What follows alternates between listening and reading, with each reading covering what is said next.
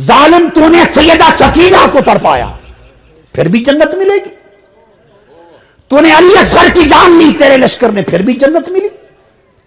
علی اکبر چھینا، پھر جنت ملی۔ 72 لاشیں مصطفیٰ کے تڑپائے، پھر جنت ملی۔ نیزے پر حسین کے اور شہداء کربلا کے سر سفر کر کے گئے، پھر بھی جنت ملی۔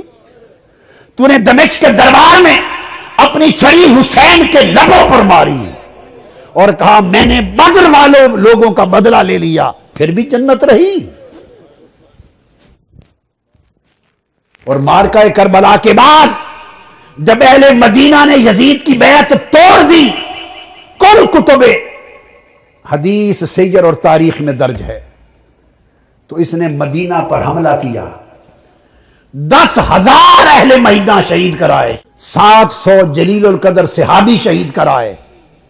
یزید کے لشکر نے حضرت ابو سعید خدری نابینا ہو گئے تھے، ان کی داڑھی پکڑ کے تھپڑ مارے۔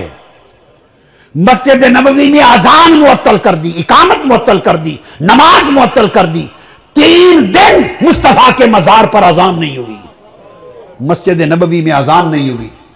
اور ہر کتاب میں البدایہ والنہایہ میں، تاریخ طبری میں، تاریخ الخلفاء میں، ابن اسیر میں، تاریخ خلدون میں، تاریخ ذہبی میں، ہر سیرت کی اور تاریخ کی کتاب میں درج ہے۔ لشکر بھیجتے ہوئے یزید نے کہا میں تم پر مدینہ شہر 3 دن کے لیے حلال کرتا ہوں، جو چاہو کرنا، پھر بھی جنت رہی۔ کون سی جنت ہے تمہاری؟ مذاق ہے۔ اگر تو جنت مصطفیٰ کی ہے اور بانٹنے والے اس کے حسن اور حسین ہیں اور فاطمہ الزہرا ہے، پھر اس جنت کی بات کرتے ہو۔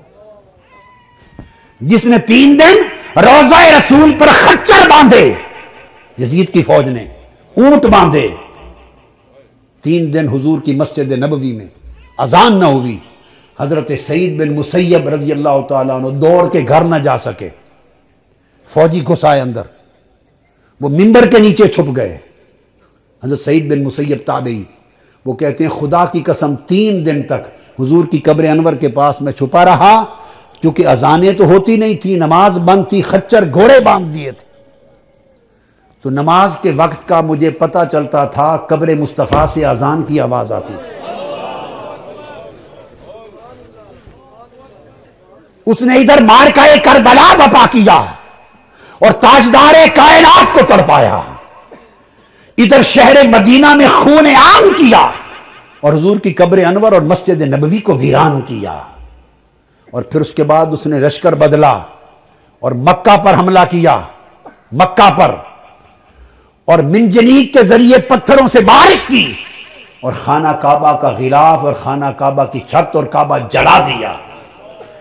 ادھر کعبہ جل رہا تھا، ادھر یزید مسلسل اپنے احکام بھیج رہا تھا، تو احراق کعبہ کے دوران اسے کولنج کا درد ہوا، 3 دن تڑپا اور واصل جہنم ہو گیا۔